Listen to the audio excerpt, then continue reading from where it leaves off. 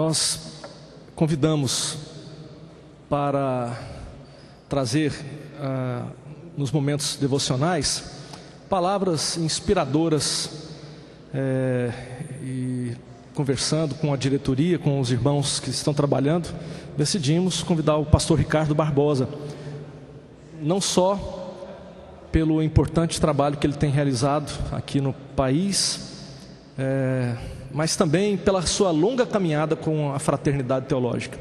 E então nós queremos passar a palavra para ele nesse momento, e nós vamos ouvir então uma reflexão e antes da mesa que virá logo após.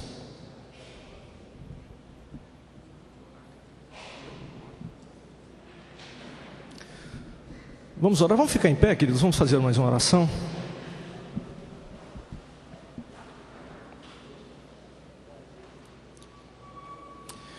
Meu Senhor, como é bom nos reunirmos aqui esse dia, chegarmos a esse momento e percebermos a Sua graça maravilhosa, atraindo tantos irmãos e irmãs, trazendo reflexões tão profundas.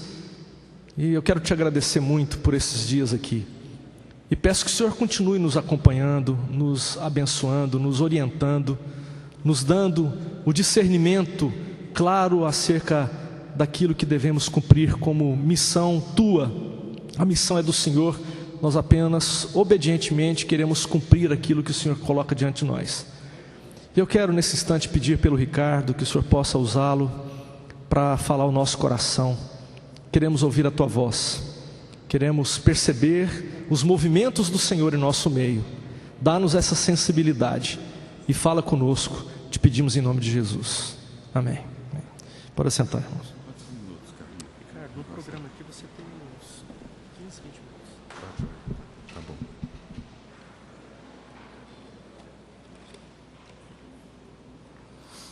Boa noite. Gostaria de convidá-los a abrirem suas Bíblias comigo em Efésios, capítulo 3. E essa última parte, esse último parágrafo, na verdade o penúltimo, essa oração de Paulo pela igreja de Éfeso, e uma oração por todos nós, onde ele diz assim, Efésios capítulo 3, começando no verso 14. Por essa razão, ajoelho-me diante do Pai, do qual recebe o nome toda a família nos céus e na terra. Oro para que, com as suas gloriosas riquezas, Ele os fortaleça no íntimo do seu ser com poder por meio do seu Espírito, para que Cristo habite no coração de vocês mediante a fé.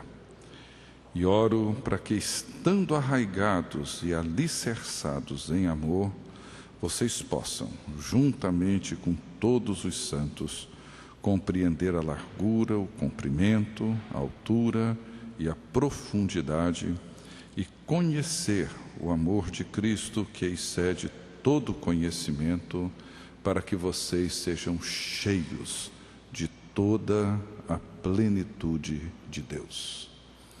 Até aí.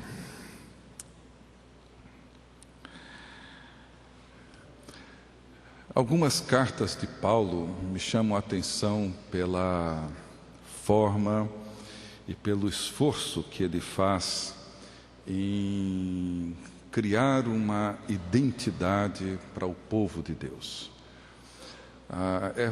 Muitas vezes a nossa tendência é destacar alguns aspectos teológicos mais predominantes nessas cartas, mas o fato é que algumas de suas cartas, na verdade, o propósito de Paulo é basicamente fazer com que judeus e gentios, debaixo de um mesmo teto, numa mesma comunidade, se encontrem como povo de Deus e sejam povo de Deus. Assim é a carta que ele escreve aos Romanos, embora algumas doutrinas ali saltam aos nossos olhos, mas a grande preocupação de Paulo naquela carta é fazer com que gente de origens tão distintas, de histórias tão distintas, tradições tão distintas, costumes tão distintos, sejam o povo de Deus e tenham essa identidade como povo de Deus. E essa carta aos Efésios é uma carta, eu estou relendo ela nessas últimas semanas, e é uma dessas cartas que Paulo nos ajuda a considerar uma humanidade mais nobre, elevar um pouco a nossa expectativa do que significa viver a vida da fé. E me chama a atenção uma carta como essa, principalmente num tempo onde a humanidade vem se encolhendo, né, de forma assustadora, vem se tornando cada vez mais rasteira, cada vez mais pequena, né? Vivemos num mundo de celebridades fúteis, de políticos inescrupulosos, vivemos numa cultura que glamoriza todo tipo de estupidez e de futilidade. É claro que as pessoas nobres estão aí, mas elas não ganham espaço, elas não têm nenhuma distinção no mundo que nós vivemos. O mundo que nós vivemos é um mundo que vem se apequenando cada vez mais. E é importante ler essas cartas de Paulo, e um aspecto que me chama a atenção é a maneira como Paulo ora, e a linguagem com que Paulo ora. E quando lançamos assim um olhar rápido sobre essa carta, no capítulo 1, dos versos 3 ao 14, Paulo levanta uma série de temas num fôlego só, expressando sua gratidão por tudo aquilo que Deus tem realizado em Cristo. Ele comenta, ele fala, ele menciona que Deus nos abençoou com toda sorte de bênçãos espirituais nas regiões celestiais em Cristo, que Ele nos escolheu em Cristo antes da fundação do mundo e nos predestinou para sermos adotados como filhos, para viver uma vida santa, uma vida irrepreensível, que em Cristo nós fomos libertos, nós fomos redimidos, que temos nele o perdão, temos nele a reconciliação, que em Cristo Deus nos revelou todo o mistério da sua vontade, nos selou com o Espírito Santo, fez com que convergisse em Cristo todas as coisas, e ele apresenta esses temas gloriosos, e de repente ele segue no verso 15 em diante do capítulo 1, falando sobre, orando para a igreja. E ele ora, e na sua súplica, na sua gratidão, mas sobretudo na sua súplica, ele ora para que aqueles irmãos e irmãs tenham um espírito de sabedoria, que Deus derrame sobre eles um espírito de sabedoria e de revelação, para um conhecimento pleno, um conhecimento maduro, um conhecimento profundo de Deus em Cristo Jesus. Ele ora para que os corações deles sejam iluminados, para que eles possam conhecer a esperança, para que os seus olhos sejam iluminados, para que eles conheçam e compreendam as gloriosas riquezas da glória da herança que todos nós temos em Cristo Jesus.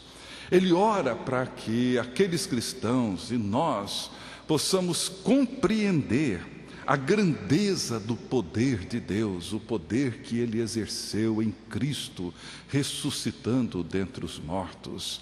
Ele ora para que a gente compreenda a natureza da igreja, onde Cristo foi colocado como cabeça, como Senhor da igreja. Ele ora por essas coisas. Às vezes eu fico me perguntando na minha igreja, qual tem sido a pauta, qual tem sido a linguagem, qual tem sido o conteúdo, qual tem sido a agenda das nossas orações. Nossas orações muitas vezes envolvem coisas pontuais, situações, na maioria das vezes, muito particulares. Eu tenho pensado muito nisso. O ano passado, meditando sobre a oração do Pai Nosso, essa oração que os discípulos de Jesus pediram para que Ele os ensinasse a orar, e Ele então os ensina a orar com essa oração, e de repente eu me dei conta de que a oração que Jesus nos ensinou a orar é a oração que nós não oramos. É a oração que não molda as nossas orações. E o que nós vemos na oração de Paulo é que é uma linguagem que nos faz elevar um pouco a nossa compreensão do que significa ser humano, a nossa compreensão do que significa ser um cristão, a nossa compreensão do que significa aquilo que Cristo fez por nós, a nossa compreensão daquilo que Deus realizou e tem realizado em Cristo em favor de todos nós. No capítulo 2, Paulo começa dizendo que vocês estavam mortos nas suas transgressões e nos seus pecados. E o que ele está se referindo aí? Ele diz que aquilo que vocês costumavam a fazer, os caminhos por onde vocês costumavam a andar, quando vocês seguiam a presente ordem, quando vocês viviam nesse contexto, nessa presente cultura, e vocês viviam desse jeito. Essa cultura ia levando vocês. Talvez com a diferença de que no domingo vocês iam à igreja, que em algum dia na semana vocês cantavam alguns cânticos, em algum horário no dia vocês faziam uma oração, liam alguma coisa das Escrituras, mas vocês estavam andando, sendo como que empurrados por uma cultura, vivendo uma vida rasteira, uma vida pequena, sem compreender essas gloriosas riquezas de Deus em Cristo Jesus, sem compreender aquilo que Deus tem realizado em Cristo, sem compreender esses lugares celestiais nos quais fomos assentados em Cristo Jesus, sem compreender o significado de sermos adotados como filhos e filhas de Deus em Cristo Jesus, sem compreender o significado de ser liberto, redimido, resgatado, sem compreender essa grandeza e esse mistério da vontade de Deus que nos foi revelado em Cristo, quando Ele nos revela o seu reino, quando com a sua ressurreição Ele nos revela essa nova humanidade, nos revela esse novo começo, essa nova criação, o sentido e o significado de ser uma nova criatura. É Deus recriando, é Deus recomeçando todas as coisas em Cristo Jesus, o primogênito de uma nova criação, o primeiro fruto de uma nova criação, do qual nós agora em Cristo Jesus participamos. Ele está dizendo: vocês estavam mortos na medida em que vocês iam vivendo de acordo com a presente ordem das coisas, a presente ordem cultural. Muitas vezes nós vamos deixando que a própria cultura determine nossa exegese, o nosso jeito de compreender a vida, o nosso jeito de viver. E Paulo está dizendo, no verso 6 do capítulo 2, ele diz assim: mas vocês foram ressuscitados em Cristo. Deus os ressuscitou em Cristo. Deus fez com que vocês experimentassem essa realidade nova em Cristo. A mesma coisa que ele escreve aos Colossenses, quando ele diz que vocês foram ressuscitados em Cristo Jesus. Vocês vivem hoje uma nova criação. E se vocês já foram ressuscitados em Cristo Jesus, busquem as coisas que pertencem a Ele, as coisas que pertencem ao seu reino.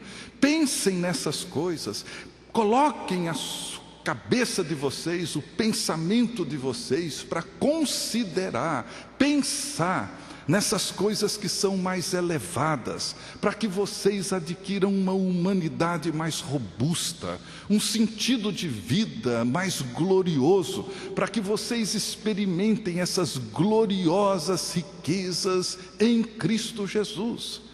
É assim que ele vai fechando o capítulo 2, quando ele diz: porque somos criação de Deus, somos uma nova criação, somos novas criaturas de Deus, realizada em Cristo Jesus, para fazermos as boas obras, as quais Deus preparou antes para nós as praticarmos.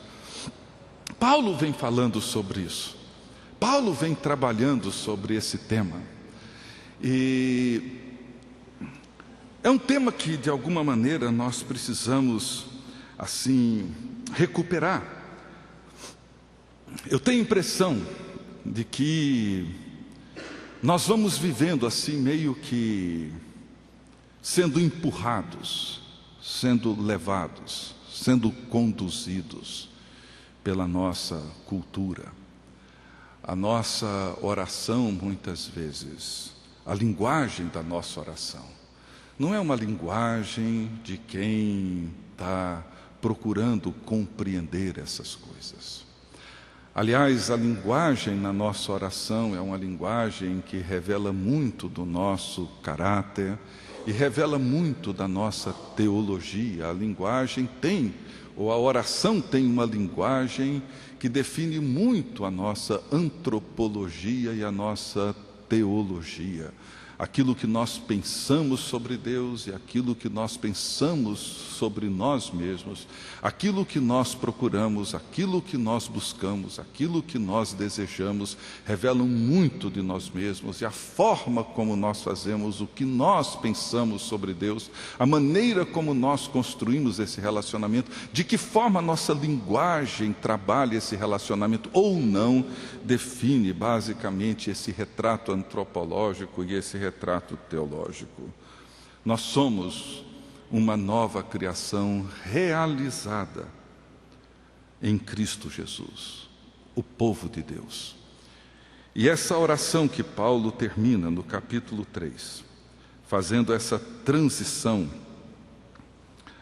ele diz: por essa razão, por tudo isso que Deus tem realizado em Cristo Jesus, por tudo isso que a cruz realizou, por tudo isso que a ressurreição realizou, por essas gloriosas riquezas, é que eu me ponho de joelhos diante do Pai, do qual recebe o nome toda a família nos céus e na terra. E veja para que Paulo ora. Ele ora para que, com as suas gloriosas riquezas, Ele os fortaleça no íntimo do seu ser com poder, por meio do seu Espírito, para que Cristo habite em vocês. Eu estava lendo um livro que menciona um comentário de Marcus Barth sobre esse ser interior, esse íntimo do seu ser. Numa outra versão diz o seu ser interior.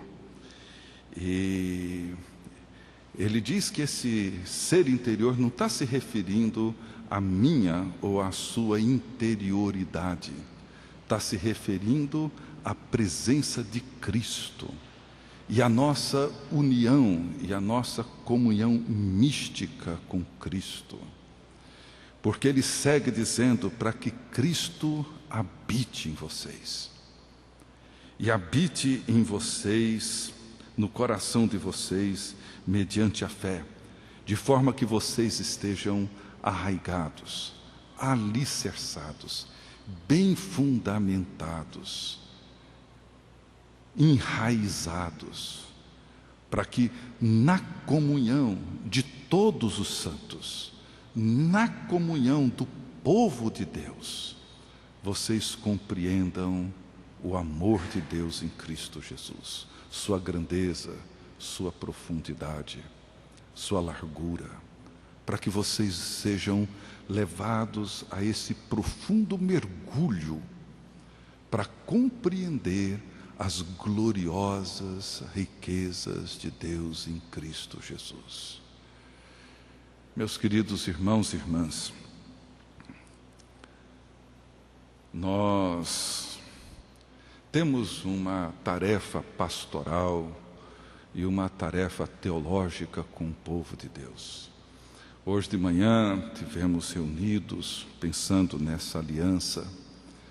O esforço de Paulo é um esforço para que o povo de Deus seja o povo de Deus, encontre a sua identidade como povo de Deus. E a sua oração é para que esse povo entenda o que ele é, entenda do que ele é feito. Esse é o significado da nova criação realizada em Cristo Jesus. Esse mundo novo que Deus inicia com a ressurreição de Jesus Cristo. Essa nova criação que Deus inaugura com a ressurreição de Jesus Cristo. Esse novo mundo. E a oração de Paulo, a linguagem da oração de Paulo, não é para Deus resolver os meus problemas privados, o emprego do meu filho, a saúde da fulana. Tudo bem, precisamos, é necessário orar por essas coisas. Mas é preciso também orar para que os nossos olhos se abram. Orar para que essas gloriosas riquezas, daquilo que Deus tem realizado em Cristo Jesus, sejam compreendidas por nós.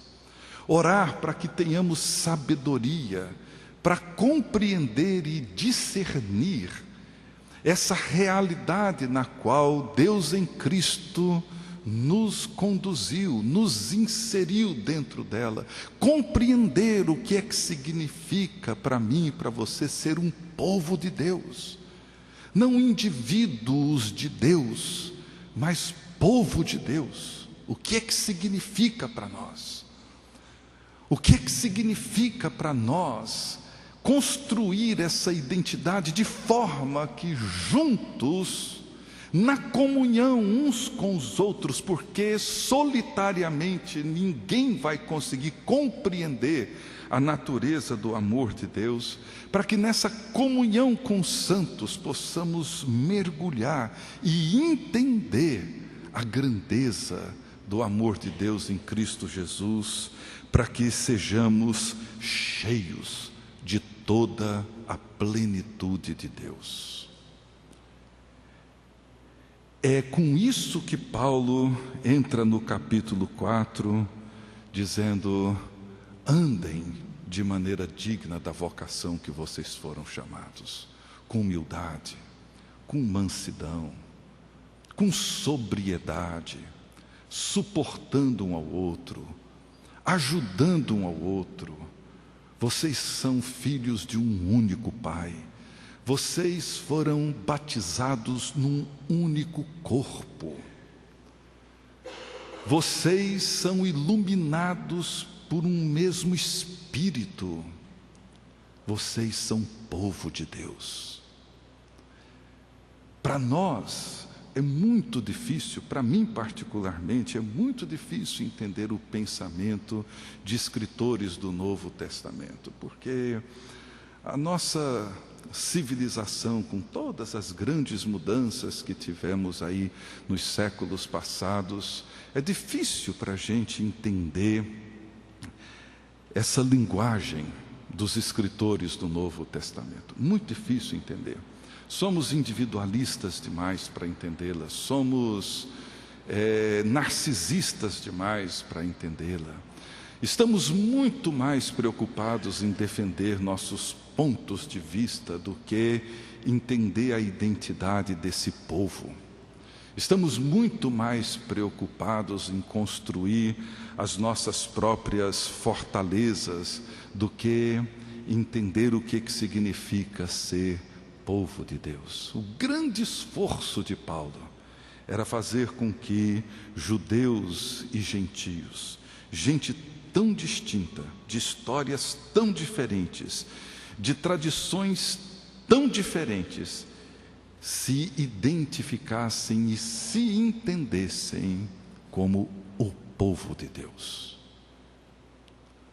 E isso não é uma tarefa simples, é claro, é uma tarefa para a qual nós dependemos absolutamente da graça de Deus e do poder do Espírito do Senhor, mas é para isso que é isso que precisamos entender e é para isso que precisamos nos colocar de joelhos diante do Pai, de quem toma o nome toda a família.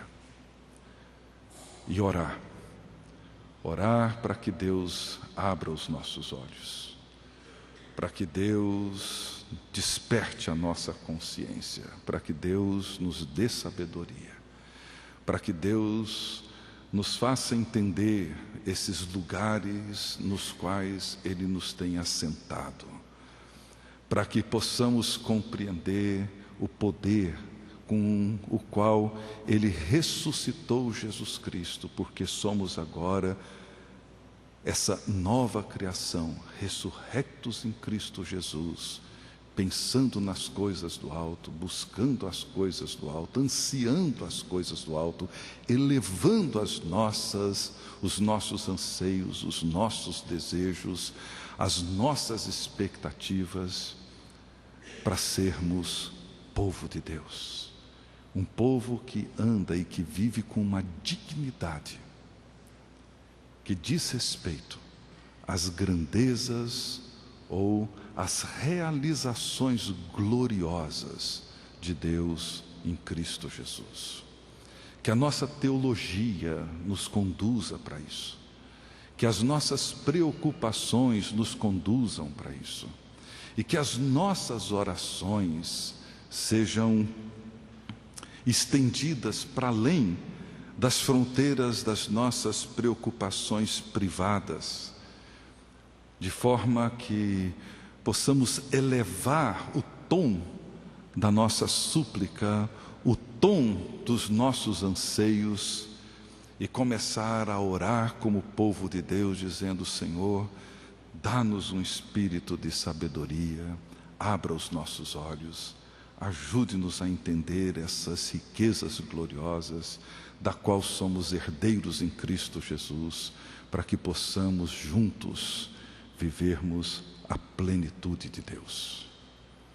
Que Deus assim nos abençoe e que a sua graça nos assista, para que a linguagem da nossa oração seja coerente, que a nossa teologia nasça dessa oração e das nossas orações como povo de Deus.